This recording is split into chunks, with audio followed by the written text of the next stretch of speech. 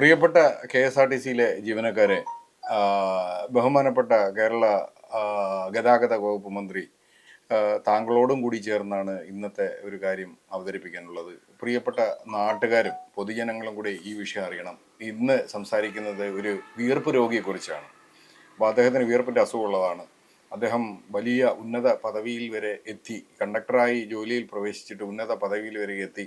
എന്നിട്ടും സേവനം അവസാനിപ്പിക്കാതെ നിലവിലും സേവനം 24-ന് ശേഷവും സേവനം തുടർന്നുകൊണ്ടിരിക്കുന്നു. അദ്ദേഹത്തിൻ്റെ വിയർപ്പ് രോഗത്തെക്കുറിച്ചാണ് ഇന്ന് നമ്മൾ സംസാരിക്കുന്നത്. അപ്പം ഈ വാർത്ത മാക്സിമം നിങ്ങളിലേക്ക് എത്താതിരിക്കാൻ അവർ ശ്രമിച്ചുകൊണ്ടിരിക്കും.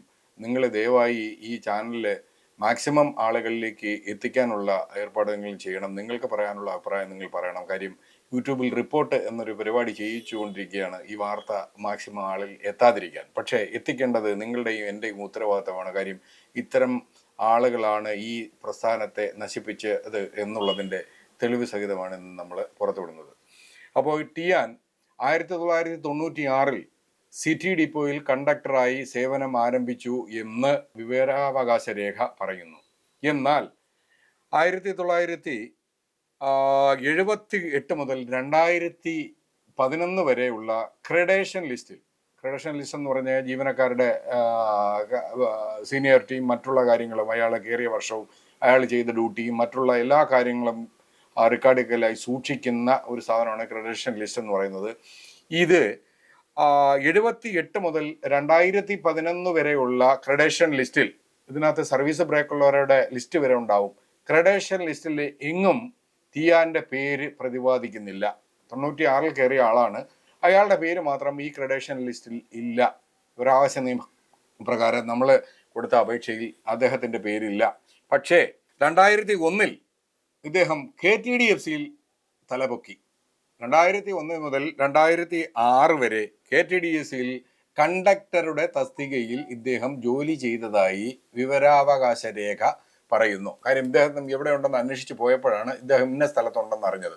കാര്യം അതുവരെ ഇദ്ദേഹം എവിടെ ഉണ്ടായിരുന്നു എന്നുള്ളതിനെക്കുറിച്ച് യാതൊരു വിവരവുമില്ല. ഇദ്ദേഹം എവിടെ പോയിരുന്നു എന്ന് പോലും അറിയില്ല. അതിനുശേഷം 2006-ൽ, അപ്പോൾ 2006-ൽ ഇദ്ദേഹം KTDFCയിൽ നിന്ന് മാറുമ്പോൾ കണ്ടക്ടറുടെ വേതനമാണ് പറ്റിക്കൊണ്ടിരിക്കുന്നത്. അതിൻ്റെ രേഖയും നമ്മുടെ കയ്യിൽ വിവരാവകാശ നിയമപ്രകാരം നമ്മൾ ശേഖരിച്ചിട്ടുണ്ട്, കളക്ട് ചെയ്തിട്ടുണ്ട്. 2006-ൽ ഇദ്ദേഹം സ്വാധീനം ഉപയോഗിച്ച് കൊല്ലം ATO ആയി ആണ് പിന്നെ അവിടെ നിന്ന് പോകുന്നത്. കൊല്ലം ATO ആയിട്ട്. കാര്യം എന്ന് പറഞ്ഞു കഴിഞ്ഞാൽ ഇദ്ദേഹത്തിന് യാതൊരുവിധ സർവീസ് എക്സ്പീരിയൻസും ഇല്ലാതിരിക്കുമ്പോൾ സ്വാധീനം ഉപയോഗിച്ച്, കാര്യം ഇദ്ദേഹത്തിന് എല്ലാ രാഷ്ട്രീയ വിഭാഗത്തിലും സ്വാധീനമുണ്ട്. CPM ആണെങ്കിൽ അങ്ങനെ, RSP ആണെങ്കിൽ അങ്ങനെ, കോൺഗ്രസ് ആണെങ്കിൽ അങ്ങനെ, BJP ആണെങ്കിൽ അങ്ങനെ, ഇനി നിലവിൽ കേരള കോൺഗ്രസ് ആയിട്ടും അദ്ദേഹത്തിന് രാഷ്ട്രീയ സ്വാധീനമുണ്ട്. അപ്പോൾ ആര് എതിലേ പോയി കഴിഞ്ഞാലും അദ്ദേഹത്തിന് രാഷ്ട്രീയ സ്വാധീനമുണ്ട്. കൂടാതെ ഇത് ഒന്നുമല്ലെങ്കിൽ മതത്തിൻ്റെ സ്വാധീനം വരെ ഉപയോഗിച്ച് അദ്ദേഹം, നിലവിൽ മതത്തിൻ്റെ സ്വാധീനം, ജാതി സ്വാധീനം ഉപയോഗിച്ചാണ് ഇപ്പം നിലവിൽ കയറിക്കൂടിയിരിക്കുന്നത്. അപ്പം 2006-ൽ സ്വാധീനം ഉപയോഗിച്ച് കൊല്ലം ATO ആയി ജോലിയിൽ പ്രവേശിച്ചു. അപ്പോൾ ഈ സമയത്ത് അദ്ദേഹം കണ്ടക്ടർ തസ്തികയിലാണ് ജോലി ചെയ്തുകൊണ്ടിരുന്നത്. KTDFCയിൽ നേരെ കണ്ടക്ടറിൽ നിന്ന് നേരെ ATOയിലേക്ക് പോവുകയാണ്. കാര്യം ഉടലോടെ സ്വർഗത്തിലേക്ക് എടുക്കുന്നു, അല്ലെങ്കിൽ ഗർഭശ്രീമാൻ എന്നൊക്കെ പറഞ്ഞിട്ടില്ലേ, അതേപോലുള്ളൊരു സംഗതിയാണ്. ഇത് ഏത് നിയമത്തിൻ്റെ അടിസ്ഥാനത്തിലാണ്, എന്ത് സ്വാധീനം ഉപയോഗിച്ചാണ് എന്നുള്ളത് വ്യക്തമാക്കേണ്ടത് KSRTC മാനേജ്മെൻറ്റും KSRTC ഭരിച്ചുകൊണ്ടിരിക്കുന്ന മന്ത്രിയുടെയും ഉത്തരവാദിത്തമാണ്.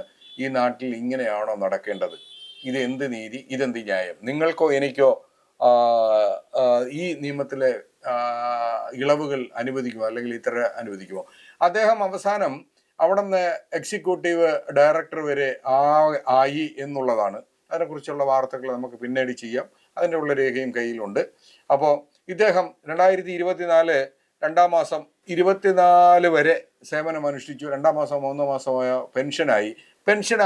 ആകുന്നതിന് തൊട്ട് മുമ്പ് ഇദ്ദേഹം KSRTC ഗതാഗത വകുപ്പ് മന്ത്രിയുടെ പേഴ്സണൽ സ്റ്റാഫിൽ അംഗത്വം സ്വീകരിക്കുകയും ചെയ്തു. 18 വർഷ സർവീസ് കൊണ്ട് അദ്ദേഹം നേടിയെടുത്ത സൗഭാഗ്യങ്ങളും KSRTCയിലെ ജീവനക്കാരെ വഞ്ചിച്ചും പറ്റിച്ചും KSRTCയെ മുച്ചൂടെ മൂടിച്ചും ഷാമിയാന പന്തൽ ഉൾപ്പെടെയുള്ള അഴിമതികളിൽ പെട്ടും ആവശ്യം പോലെ സുഖസൗകര്യങ്ങളും ബാക്കിയുള്ള കാര്യങ്ങളും നേടിയെടുക്കുകയും ചെയ്തു എന്നുള്ളതാണ് വസ്തുത.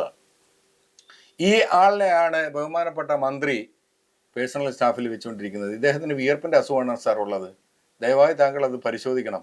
കാരണം ഇദ്ദേഹം ചെയ്ത സേവനം, ഇദ്ദേഹം KSRTCക്ക് നൽകിയ സംഭാവന എന്താണെന്ന് താങ്കൾ അറിയണം. താങ്കൾ ഒരു വാർത്തയിൽ പറഞ്ഞു KSRTCയുടെ ഫയലുകൾ മുക്കിയത്, അല്ലെങ്കിൽ കേസ് ഫയലുകൾ മുക്കുന്നതുമായി ബന്ധപ്പെട്ടൊരു വാർത്ത താങ്കൾ പറഞ്ഞിരുന്നു. ഞങ്ങൾ അത് സസൂക്ഷ്മം നിരീക്ഷിച്ചു. താങ്കൾ പറഞ്ഞ 100% സത്യമാണ്. ഇദ്ദേഹം അവിടെ KSRTCയിൽ നിന്ന് പെൻഷൻ ആവുന്നതിന് തൊട്ട് മുമ്പ് വിജിലൻസിന്റെ വിഭാഗത്തിൽ ചെന്നിട്ട് അവിടെ നിന്ന് ആവശ്യമുള്ള ഫയലുകൾ, അദ്ദേഹത്തിന് ആവശ്യമുള്ള ഫയലുകൾ അവിടെ നിന്ന് മാറ്റിയിട്ടുണ്ട്. അദ്ദേഹത്തിനെ പിടിച്ചാൽ കിട്ടും, അല്ലെങ്കിൽ ഇദ്ദേഹം എവിടെ ഇത് ഒളിപ്പിച്ചിട്ടുണ്ട്. താങ്കൾ ഇതിനെക്കുറിച്ചും കൂടി അന്വേഷിക്കണമെന്ന് ഞങ്ങൾ മറ്റൊരു വീഡിയോയിൽ ആവശ്യപ്പെട്ടിട്ടുണ്ട്. ദയവായി താങ്കൾ ബഹുമാനപ്പെട്ട മന്ത്രി ഇത് അന്വേഷിക്കുക. കാരണം പല ഫയലുകളും അവിടെ നിന്ന് പോയി, ഇദ്ദേഹത്തിന് ആവശ്യമുള്ള അവിടെ നിന്ന് മുക്കി. അത് കഴിഞ്ഞ് ഇദ്ദേഹം വേറെ ആളുകളുടെ ഫയൽ മുക്കി വെച്ചിട്ടുണ്ട്. കാര്യം എന്ന് പറഞ്ഞു കഴിഞ്ഞാൽ അത് എടുത്തുകൊണ്ടുപോയി കാര്യം ഇവരെ ചൊൽപ്പടിക്ക് നിർത്തുന്നതിന് വേണ്ടി അവരുടെ ഫയലും ഇദ്ദേഹം ഈ 400 കോടി 100 കോടിയുടെ അഴിമതിയൊക്കെ പറഞ്ഞില്ലേ, ഇത്തരം ഫയലുകൾ അദ്ദേഹം അവിടെ നിന്ന് മാന്യമായിട്ട് മുക്കി.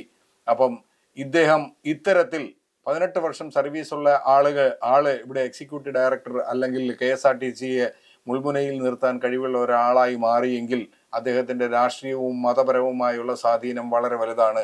അത് KSRTCയിലെ ജീവനക്കാരെ ദ്രോഹിച്ചുകൊണ്ട് ഇന്നും ദ്രോഹിക്കുകയാണ് സാർ, ഇന്നും ദ്രോഹിക്കുകയാണ്. അതിനെക്കുറിച്ച് ഞങ്ങൾക്ക് ഇനി പിന്നീട് പറയാം. ഇന്നും ദ്രോഹിച്ചുകൊണ്ടിരിക്കുന്നു. ജീവനക്കാർക്ക് യാതൊരുവിധ ആനുകൂല്യങ്ങളും നൽകാതെ അവരെ പീഡിപ്പിച്ചുകൊണ്ടിരിക്കുന്നു. അതിൽ ആശ്വാസം കണ്ടെത്തി അവിടെ 1-2 ആളുകളെ വെച്ചുകൊണ്ട് വിജിലൻസ് എന്നും മറ്റൊന്നും പറഞ്ഞ് ആളുകളെ പീഡിപ്പിച്ച് ആശ്വസിക്കുകയാണ് ചെയ്യുന്നത്. ദയവായി ബഹുമാനപ്പെട്ട മന്ത്രി ഇദ്ദേഹത്തിൻ്റെ വരുമാന സ്രോതസ്സും ഇദ്ദേഹം സർവീസ് ചെയ്ത മേഖലയെ ഒന്ന് പരിശോധിക്കണമെന്ന് ജീവനക്കാർക്ക് വേണ്ടി, അല്ലെങ്കിൽ സമൂഹത്തിൽ വേദന അനുഭവിക്കുന്ന KSRTCയിലെ പാവങ്ങളായ അടിമവർഗത്തിന് വേണ്ടി, പെൻഷനായവർക്ക് വേണ്ടി, എംപാനൽ ജീവനക്കാർക്ക് വേണ്ടി താങ്കളോട് അപേക്ഷിക്കുകയാണ്.